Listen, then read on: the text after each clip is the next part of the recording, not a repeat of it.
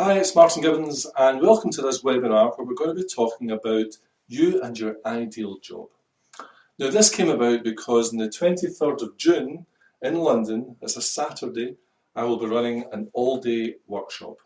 And last week we sent out some emails asking you to vote for what workshop do you want me to deliver. And surprisingly, well maybe not surprisingly, the overwhelming winner, hundreds of votes, was for ideal job, to help you figure out what it is you should be doing, what were you simply born to do. Now, for a number of reasons, I know that most of you will not be able to make that event. For one, there are only a handful of places at the event. Two, it's in London, and many of my viewers are in America and Canada and Australia, South Africa, so I know that many people physically just couldn't get to that event. So I wanted to do this webinar at least to give everyone a chance to have a think about this and see if we can help you figure out a little more about what's involved in identifying your ideal job. So keep watching. I've got three very important points that I want to make today, and keep watching to the end because I think you're going to enjoy something and take away something today. I'm a little hoarse, so you'll need to bear with me. I've obviously been talking too much and recording a lot of videos this time. The 3 points I will make over the next few minutes so that you can take these away. But what I do need you to do is get yourself a pen and a piece of paper or something and make some notes, write some of this stuff down. Don't just let it wash over you and wash away again. Some of the things that I mentioned are a little bit insightful, and generally speaking it's not stuff that you've came across.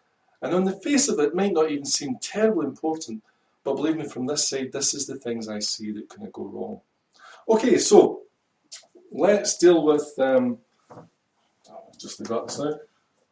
My first point, so point number one, which really is, this may seem like a killer to you, but the first thing and where people go wrong and what I need you to change is that you need to believe that your ideal job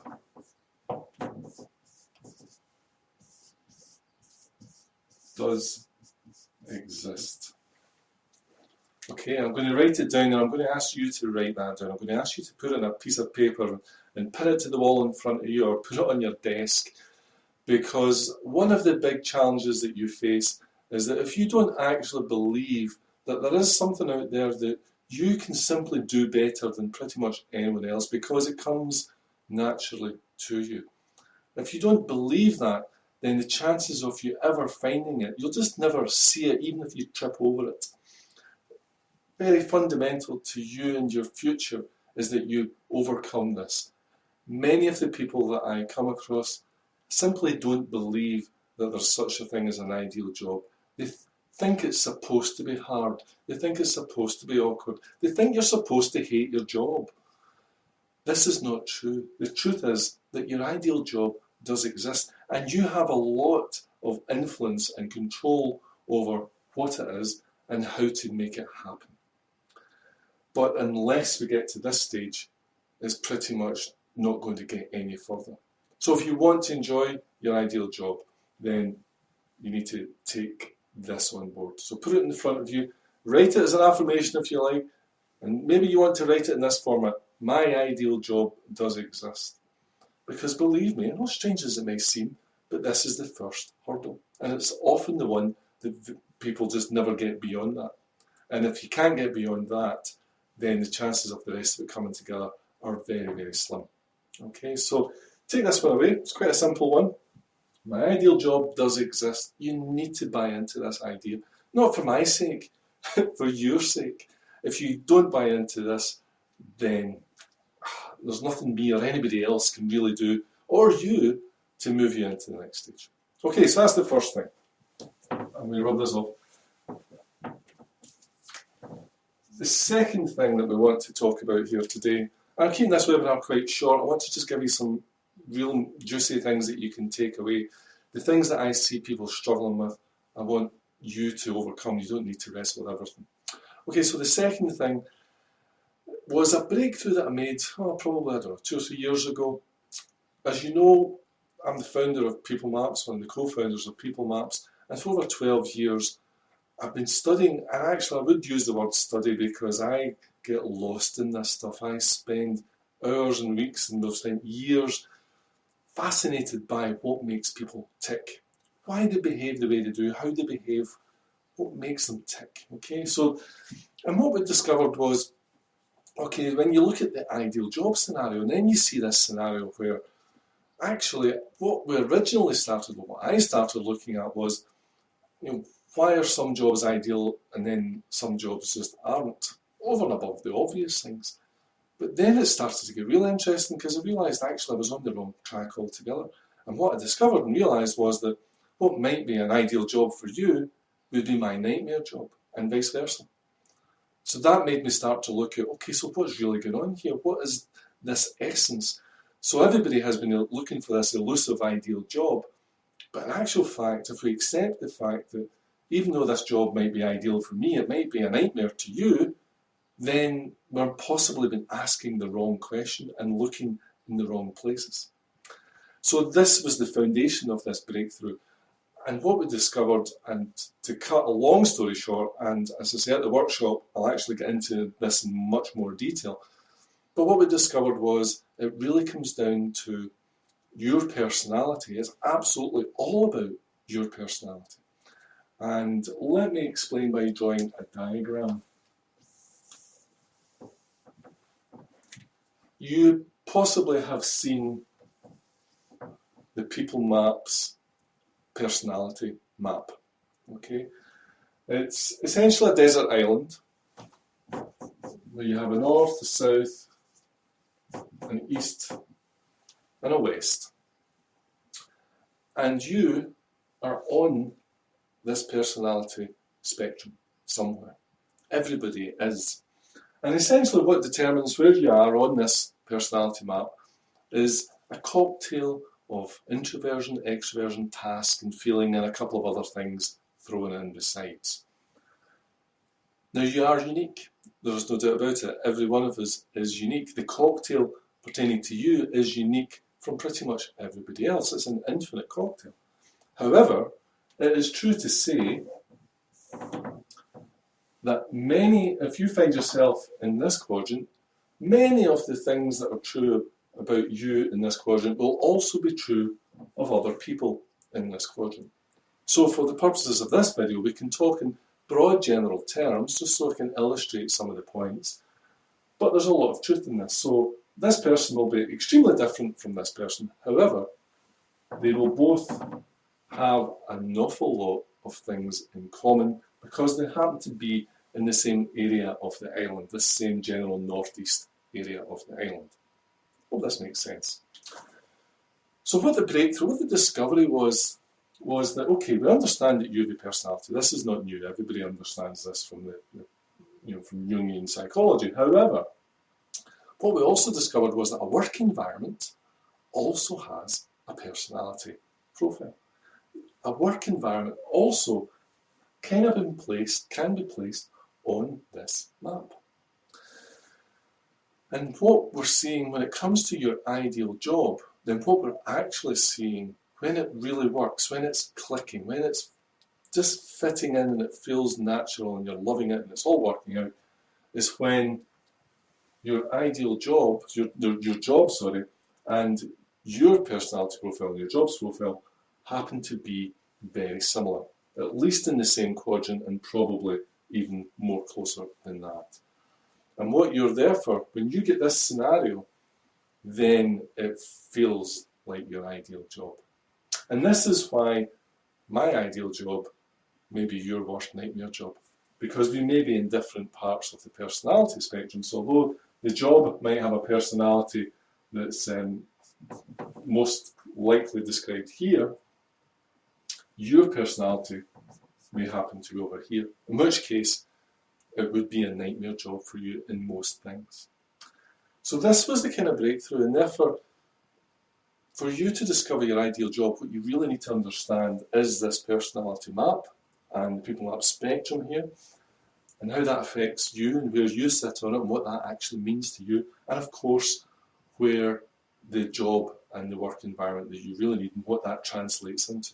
And we can explain and show you that too. Now, We'll cover this in great detail at the workshop on the 23rd. But for now, it's important that you at least accept and understand this simple concept. And I'm just really scratching the surface of this because I want to give you something to understand and go away with. So you may already have a report where you have your personality map and you know where you sit on the People Maps personality spectrum. So from that, we can move you forward into your ideal job. Now let me give you and illustrate this a little further by actually talking about an example, a case study. Let me do a couple so that you can get a feel for this. Let us say, I'm not sure about these a wee second. Let us say that, well, let's take an example of newspapers where you need to meet the deadline. The paper, it goes to print on the time, on the day, and it waits for no one. And if you've got to submit copy to that newspaper, you know fine, you've got to get it in, there is no delays, it's very high pressure, no excuses, be there or it's not going to happen. Now,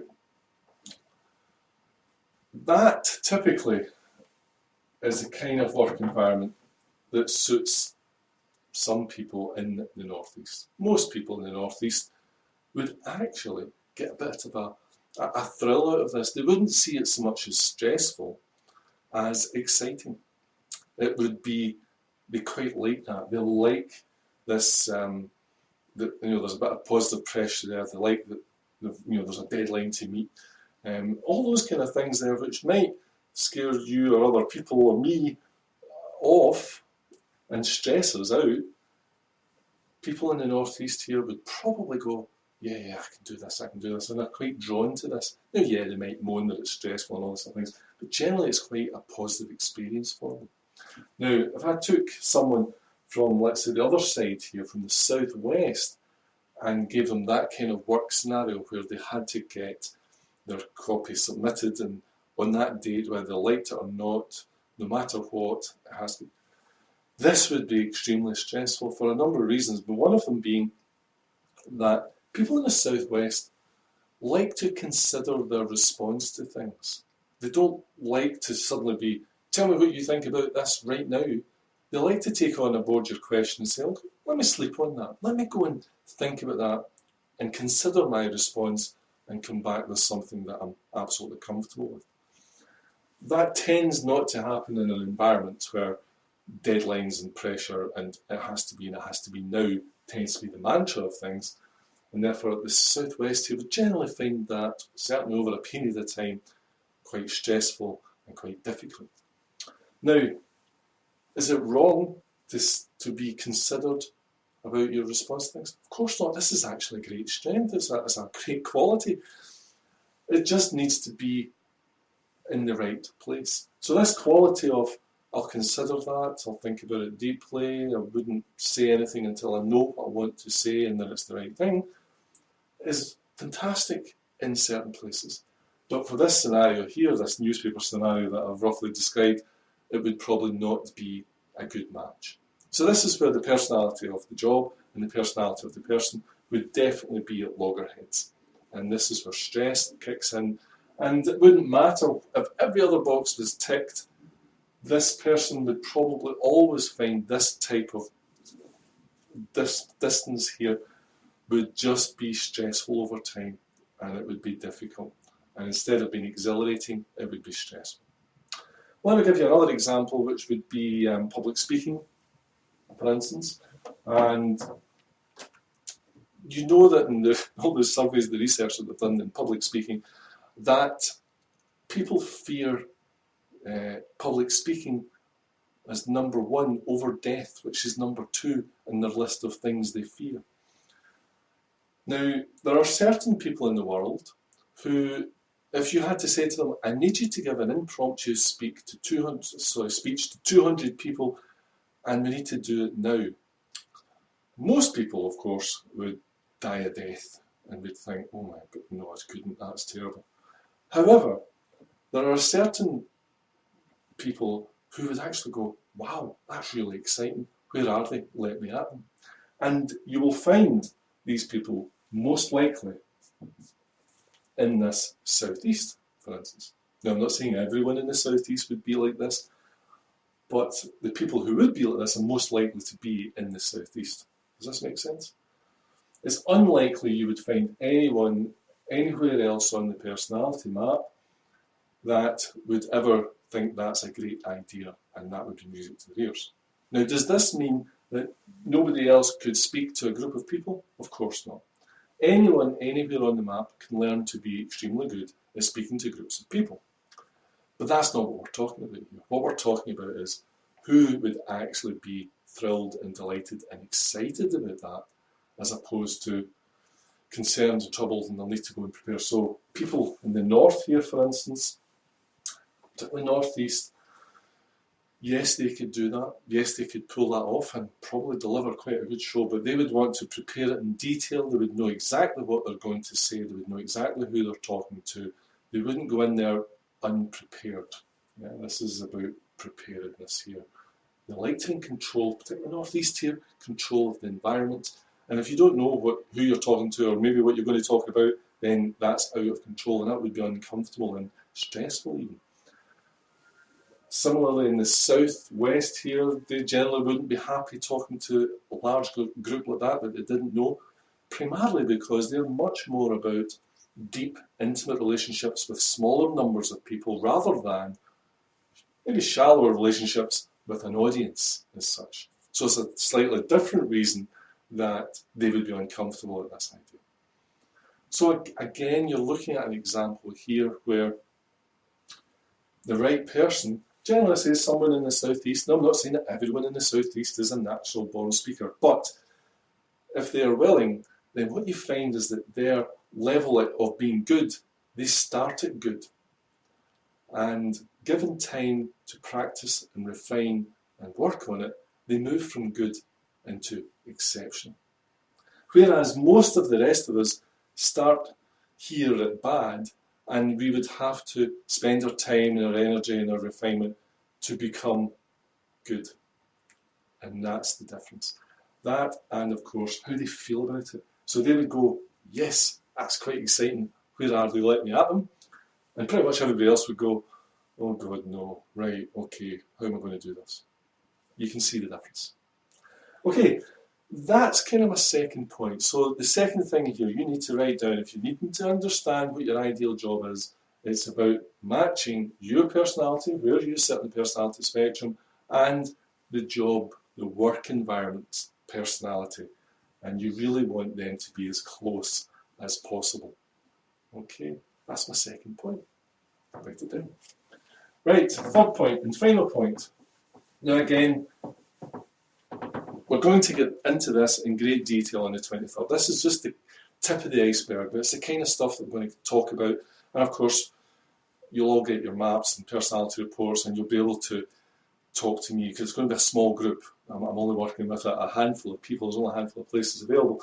So this is the kind of stuff we're going to get into. But we're going to get into nitty-gritty detail of each and every person at the workshop so that you can get a chance to really understand all the nuances of here's what must be there, here's what I would like to be there, here's what shouldn't be there, so that we can really paint this profile. So when you leave that workshop on the Saturday, the 23rd, you will know what it is you're looking for. And believe me, it's an awful lot easier to hit a target when you know what it looks for.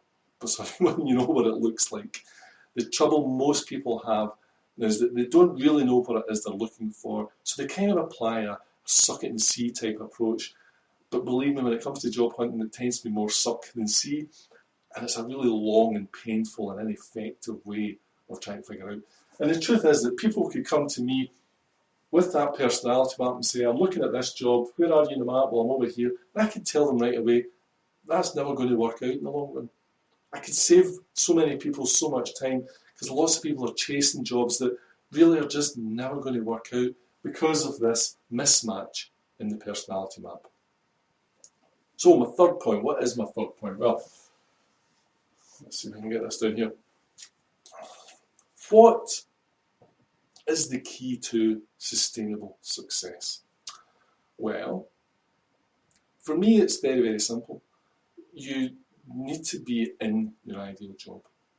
Now, a lot of people, and this is why step one was you need to believe it exists, but a lot of people would still think that, well, your ideal job, that's just cream in the cake, that's just nice, that would be great, but, if it's not there, then I'll just work hard and I'll still do okay. And see it as like an optional extra. But the reality is, finding your ideal job is critical. It's absolutely essential if you are to enjoy ongoing sustainable success. Frankly, I would go as far as to say it's not possible to enjoy sustainable success unless you're in your ideal job, and which means that your personality and the work personality are a round peg in a round hole. If that isn't the case, then it's impossible to sustain it. And there's a couple of really good reasons for that. We spoke earlier about the person who's naturally good at public speaking. So,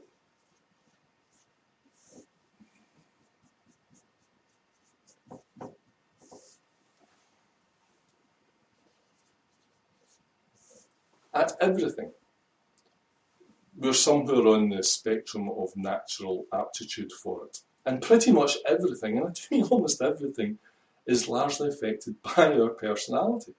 This core thing that makes you who you are. So, like, if we take the example of the public speaking, some people, most people, without ever having done it before, would start here on the bad. Bad and dislike, uncomfortable. This is their starting point. And if they work really hard and put a lot of time and a lot of energy into this practice, they might get to this level and become good.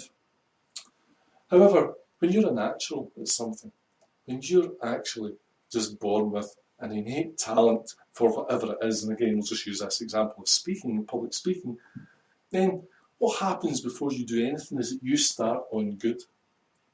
And when you put in a bit of effort and you think about it a wee bit more and you get some practice, quite quickly you move from good to exceptional. Now here's why this is important.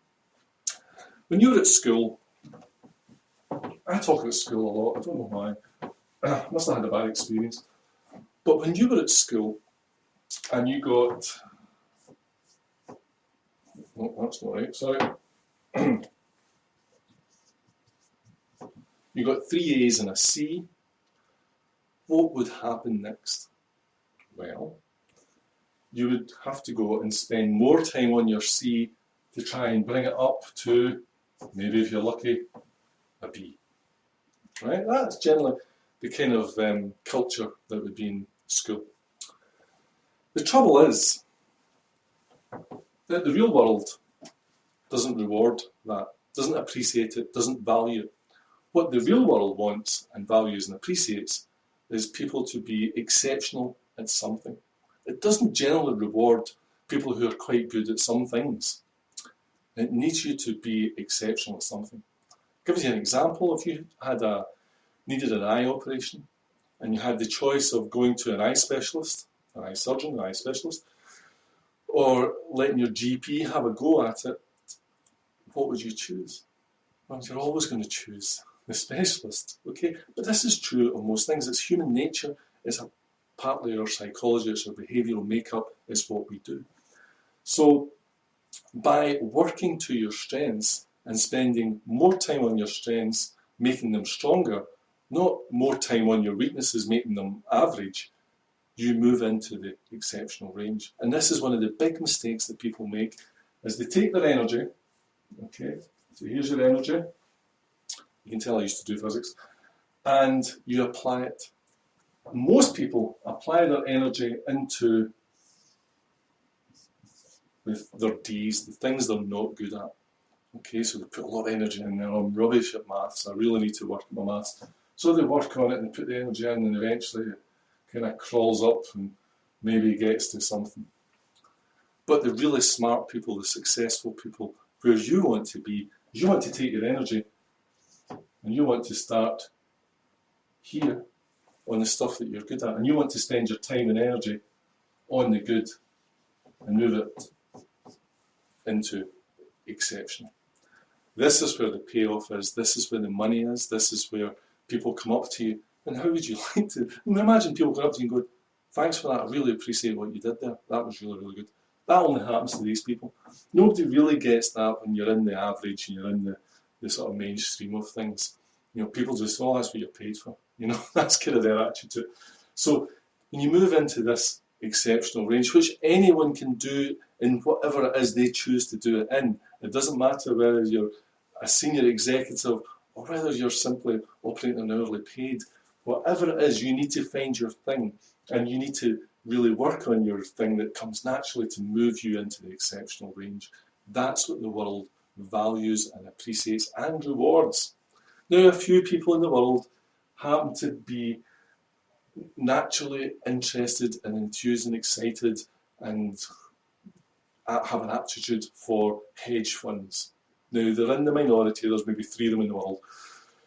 And sure, by applying that, they'll go on and make a fortune. The truth of it is, however, most of the people who are working in that industry hate it and can't get out quick enough, and it's very, very stressful. What you need to be doing is finding your thing. And I bring it all back. My final point here, number 3, and the point I'm making is what all this means is that it's not a nicety to have and be working in your ideal job. It's a necessity. It's essential. You deserve it. You owe it to yourself to spend the time to figure out what the hell is it that you were simply born to do, so that you can go and do more of it and apply these kind of principles to it. Without that, it's really difficult to move things forward, and it's really difficult to move into that range where you're actually being extremely well paid and rewarded for what you do, both in terms of money, of course, but even in terms of being appreciated, for people to say thanks, job well done, for people to genuinely feel that what you're doing, and for you to feel that what you're doing matters and makes a difference. Now, it is possible. Everybody can create that. Everybody can find it. Everybody has it in there somewhere. It doesn't matter where you sit in the personality spectrum, you have your thing, and we need to look at where that is and what that translates into the real world. And you know what? It's got very little to do with your qualifications or anything, very little to do with your skills, very little to do with your work experience. This is about you and what sits at the very heart of you. And this is what we're going to get into on the 23rd of June. So I'm hoping that you can take away today what we've talked about. I hope you can make use of this. If you can't make it on the 23rd, not a problem. You know, here's some stuff here, and there's other things that we can do, and you know, we'll talk about that. But if you can, I'm not sure, if there's a big button below me that says book your place, then I would urge you to do so, because there'll only be a handful of places. I'm not sure when you'll be seeing this video. If there's not a button there, I'll look out for the emails, and we will announce when it's coming and when the doors open and when you can actually book your tickets. But you really want to get along there. If you can, on the 23rd. And I know it won't suit everybody, and especially all my international watchers. Really appreciate that you do take the time. But you can use all of this stuff. It doesn't matter where you are in the world. All of this is the same story. It works no matter where you are. Okay, so that's my 3rd point. It's essential. You owe it to yourself. Let me help you. You can do it on the 23rd. It's going to be central London. Usually I do it around, I think, University of London, Senate House, I think, is where we're going to be doing it. It'll be a Saturday morning. All the details will follow. If there is a button there, make sure you click it, because as soon as it's gone, it's gone. There's only a handful of places. And I'm Martin Gibbons. Appreciate you taking the time to watch, and we'll catch you next time round. Thanks for watching.